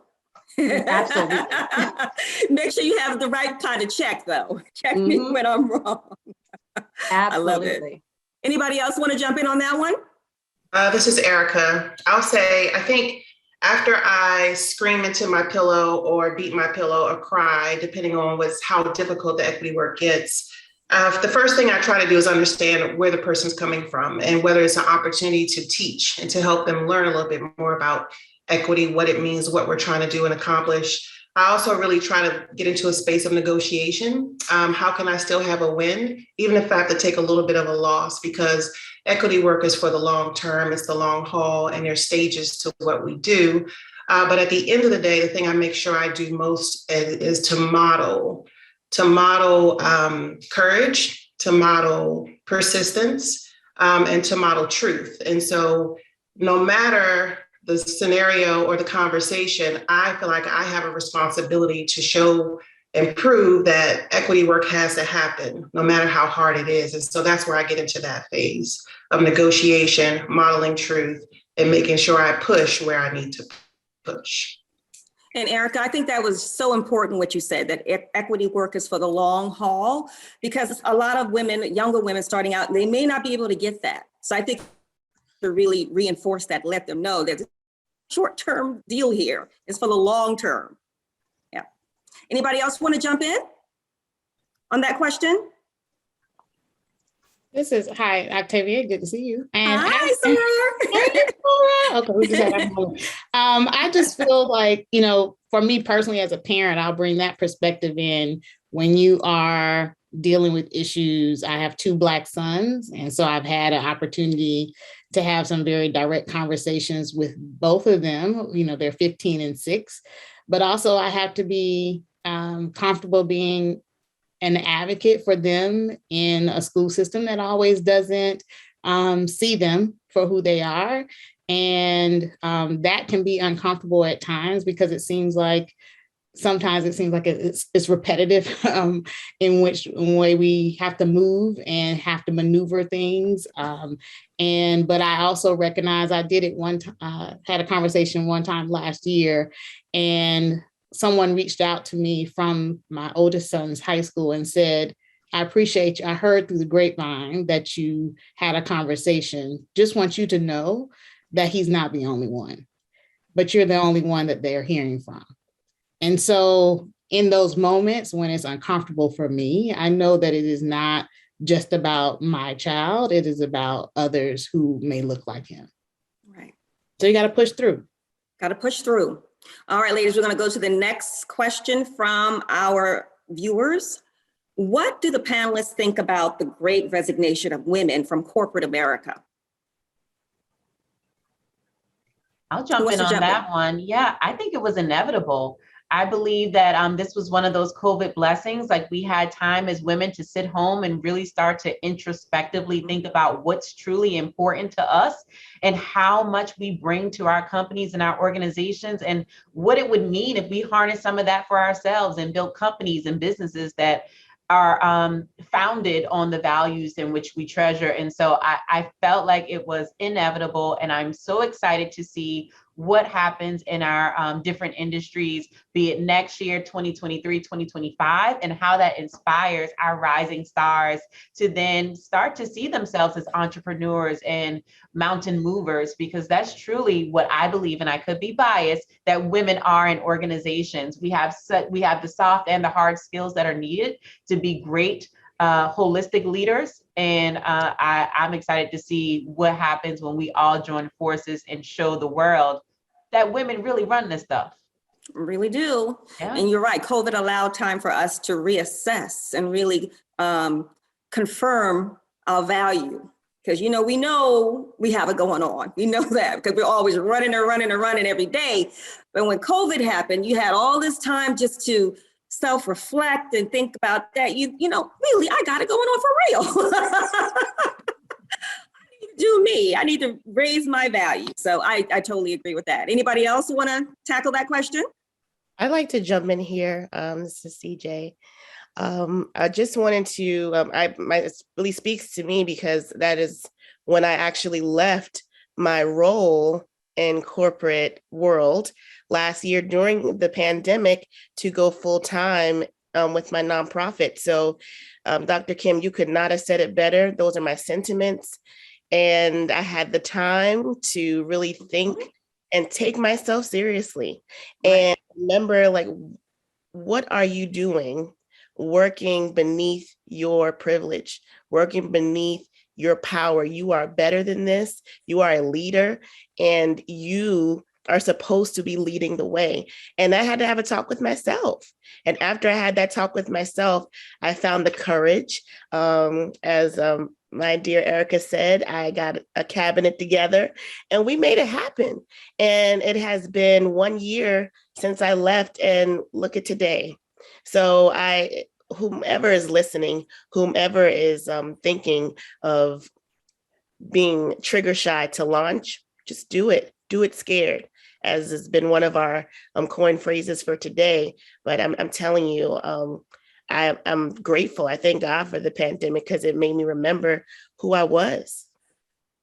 That's right, Shawana. And Octavia, I'd like to jump in. This is Marguerite. Hey, Marguerite. And first of all, if I take a point of privilege, I'll say hi, everybody, and thank you to the Y, and apologize to my sisters for not having been able to join you, and say that the reason I wasn't able to do that is the morning that I woke up to be on the panel, I looked like I had been hit with a tomato because my eye was as red as Kim's jacket because I had conjunctivitis. So I apologize. That's why I was there. But I just want to attach myself to this particular piece of the conversation because something Adia said earlier really struck me as someone who spent my life doing what all the rest of us, my sisters, doing, training women and youth to be strong, effective leaders. And in my life, education's been my platform to do that. But a question that Adia asked that I think that resonates with all of us is, she said, I don't understand why any of this happened. And I almost said to her, the things that are happening with regards to women and women's bodies and equity and diversity and inclusion, remember those things are happening because of the policies that are in place and because they can. And so the one thing I want to remind us as we have this wonderful conversation is all of us do the work and we put our hearts in it, but there's a whole system out there that's committed to keeping in place policies that keep us from doing that work and creating barriers. And so part of what we have to do with the great genius we have here is become not only persons who are leaders in our own enterprise, but we have to collectively become disruptors of a system that has in place those policies that unless we can change them and then replace the people who represent us them there, not us, with people who look like us, we're going to always continue to be the ones who are pushing the stone up the mountain. We need to get the mountain the hell out of the way.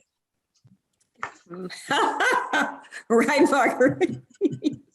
I'm so impressed by how optimistic your answers all were to this question. I am grateful to hear that because thank you for changing my perception on this. My biggest fear is that we go back to normal. You know, 50% of parents who are still out of work cite childcare as one of the reasons. Childcare and our education system is a huge factor in why so many women left the workforce. It is fundamentally broken. And It's not just a public issue and it's not just a private issue. It's going to take all of us and our companies and the government to fix it. And it's a big problem and it's going to take money and investment and time. And again, my biggest fear is that we forget that and we say, let's just move forward and let's get everybody back to work. And we are going to miss this incredible opportunity we have to change some of those policies and systems for the betterment of women. I agree, Janet. Anybody else want to weigh in on this before we move on to the next question?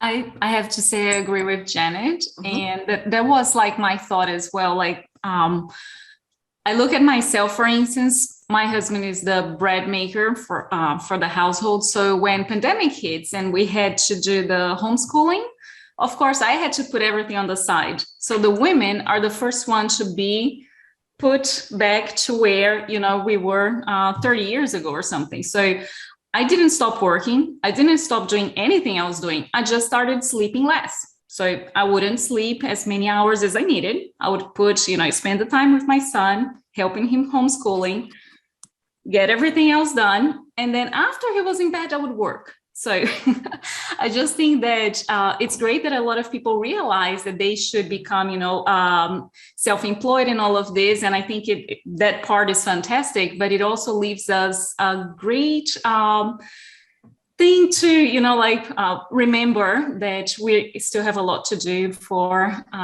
equity. Yes, a lot of work continues, Fair. Got that right. Our next question, ladies. How do each of you connect to youth or young women to encourage or inspire them in everyday life?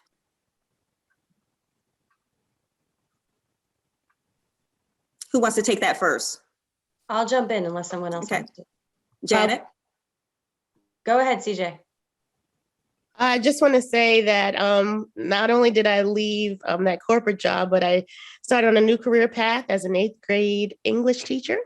So I get to, in a post-pandemic, current pandemic world, I'll just say that what I have witnessed is like all of us, where we kind of left off in 2019 or early 2020, that we have a whole lot of catching up to do. And that is socially, emotionally, and unfortunately, academically. And it has been a pleasure. It has been what I feel a calling to be a part of closing that gap for the young women that I come in contact with. And I have been able to make some connections, of course, not just with teaching them ELA, but I mean heart connections for some of the students that I meet every single day that want to come and talk to Miss Gathers. And if you asked me last year, would you be teaching? I would laugh in your face. But to see the work that has been done and to fall in love with the young people and the young minds that are going to shape our future, I do myself a disservice if I don't give them every ounce of me and pour into them every single day, empowering them every single day, telling them the truth every single day, loving on them every single day, because they don't have it. Some of them just don't have it. And I want to join in that conversation too. I teach, as many of you know, and I teach just because of what she said, but also because I'm fortunate to work with a group of young people. It's called the Charleston Future Leaders Roundtable, which we created 6 years ago to begin to really have young people understand the system in which they live, to understand their power, to engage in it, to advocate with it, to examine it, to disrupt it, to understand that government serves them, not the other way around. And so at the privilege of teaching, I want to join with her, is someone that I find, of all the things I've done, that to me is the most rewarding and most privileged. All right. Anyone else want to jump in? I just wanted to give a shout out to the National Association of Women in Construction Palmetto chapter. We have taken investing in the future as one of our 3 main core values, and we take it pretty seriously. We're playing the long game here because we're trying to fix the labor issue in construction, but in like 20 years. So we're going out and we're talking to these kids about all of the different roles. And I'm so proud of this group and the work that they have done, even during COVID, to connect with these students, both boys and girls. There's nothing more powerful than going into a middle school classroom and talking to them about construction and not having a man up there. And we're not talking about being women in construction. We're just talking about construction. And for them to see that that is normal, that is representative of the industry, is going to really start to change the equity of our industry in the future. So again, it's the long game, but I'm so proud to be able to be a part of that and to see the looks on those kids' faces when they realize that they don't have to be YouTube influencers and that construction is a viable industry. So Janet, you do see more women coming into construction. Slowly but surely. It is a challenge, especially when you try to get women out in the field. Currently, 10% of the construction industry is women, 17% are people of color. We have a lot of work to do. Mm-hmm. When we're talking to women about actually going out into the field, because that's where the representation is very small, in trades, out on job sites, you do come up against some of that systems, processes, those obstacles of being a woman, wanting to start a family. How do you juggle daycare drop off, picking up your kids when a child is sick, with the requirements of that job of pouring the concrete or being the electrician? They have to be there or they don't get paid. That's where the industry does need to start shifting how it thinks and how it works and how it manages jobs. And I'm grateful to both NAWIC for pushing the envelope on that, and also to work for a company like J.E. Dunn that allows us to have those conversations and to be flexible and to come up with solutions for these young women so that they can stay in this industry. Well, you are certainly paving the way. We certainly appreciate you. Or shall I say, you're pouring the concrete. Creating the road. that foundation. Our next question is for Adia.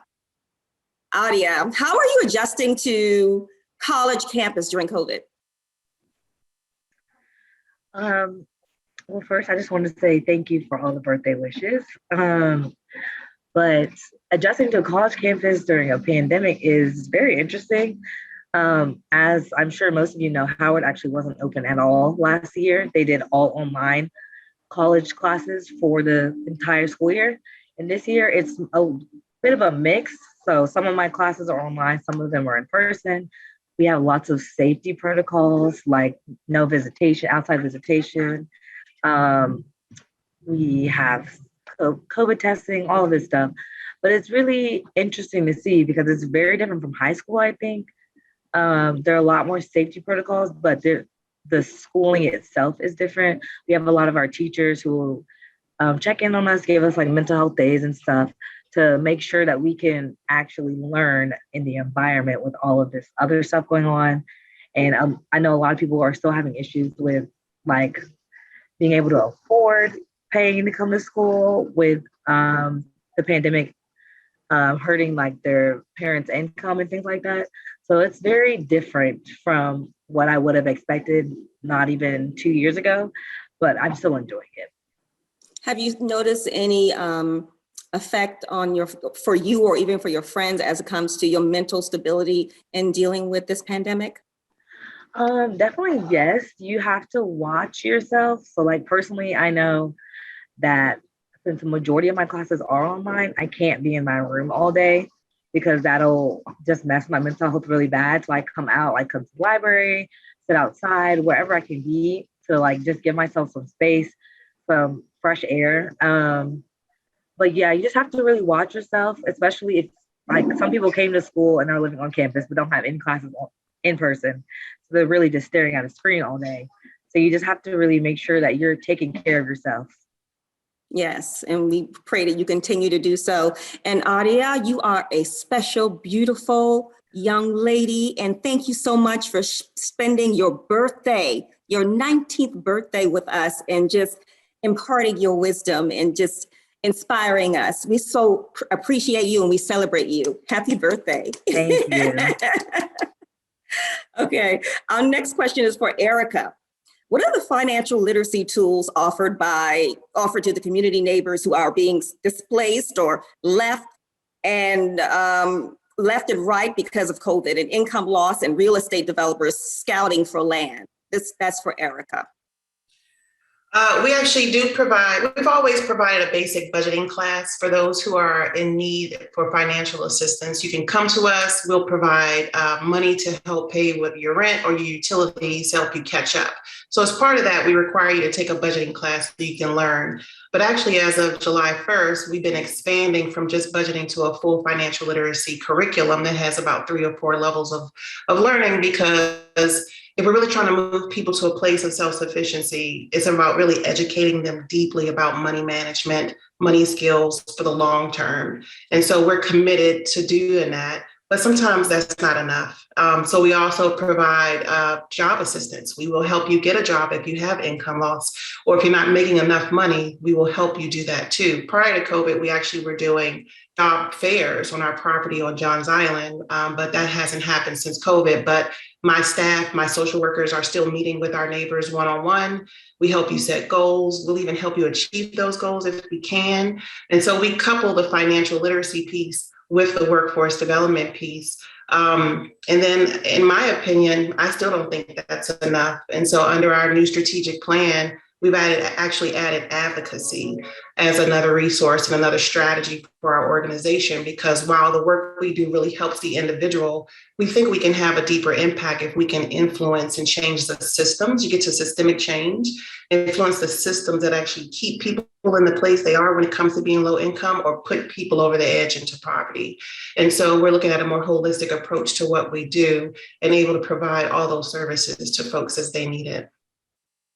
All right, ladies, you have certainly brought it this afternoon. I mean, so inspiring to hear from each one of you. Very, very inspiring and motivational, and we appreciate each and every one of you. We have less than a minute. Anyone want to leave some parting words? Less than a minute, though. The future is female. The future is female. The future is female. I like it. And to add on to what Dr. Kim said, I would say to every young girl out there and to the women who are striving to become entrepreneurs, just know you belong. Know you belong. Know you belong. I love it. Anyone else? I think to LaVonda and the whole entire team at the YWCA Greater Charleston, thank you for providing such a platform and an opportunity like this for young girls and other women of color to see women bringing it. It's just kudos to you for making this happen, and it was so phenomenally done. It was. Every second of it, I enjoyed it.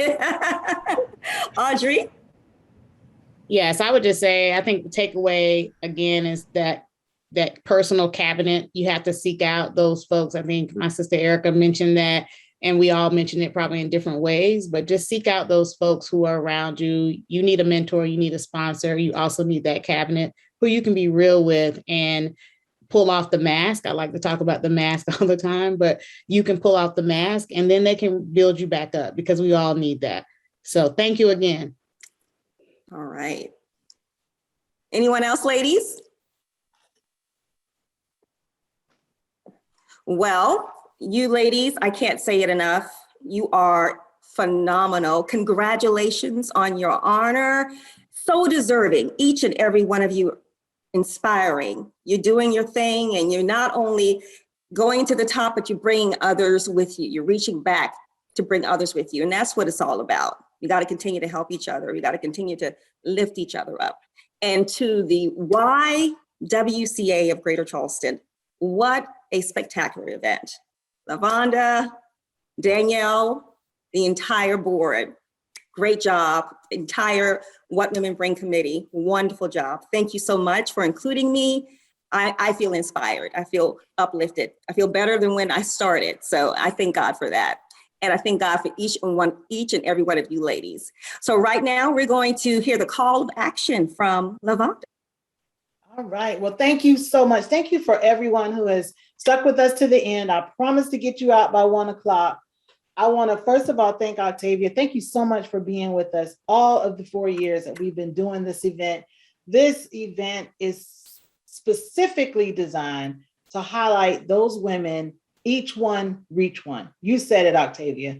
The women who are bringing someone, many more along with them. You're not just after your own success. You're not just after your own glory. You are here to bring someone along. And in most cases, what we've heard today is that someone brought you along. So for that, we thank you for paying it forward. We thank you for doing it even within your fear.